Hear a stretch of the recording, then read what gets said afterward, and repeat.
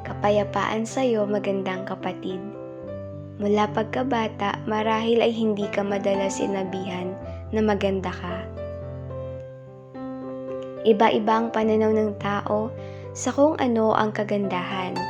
Madalas, nakabase sa panlabas na anyo o itsura, taas, ilong, kulay ng balat, o pangkalahatang itsura ng katawan.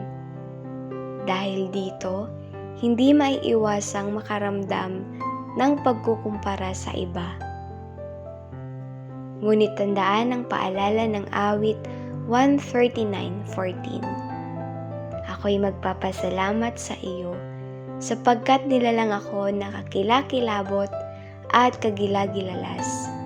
Kagilagilalas ang iyong mga gawa, at nalalamang mabuti ng aking kaluluwa. Bawat isa ay nilikha ng Diyos na kakaiba, kamangha-mangha, at kahanga-hanga.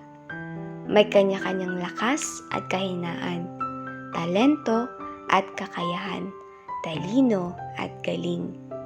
Huwag hayaang pababain ka ng mga salitang nakakasakit o ng opinyon ng ibang tao.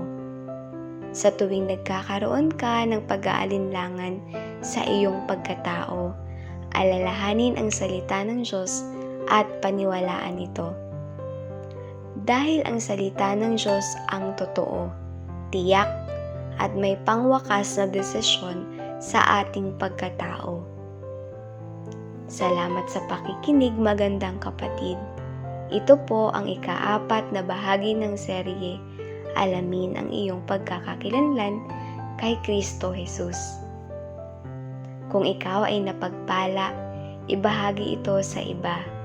At samahan ako sa susunod na bahagi ng ating serye. Naway samahan po kayo ng kapayapaan at pag-ibig ng Diyos sa bawat sandali ng inyong buhay.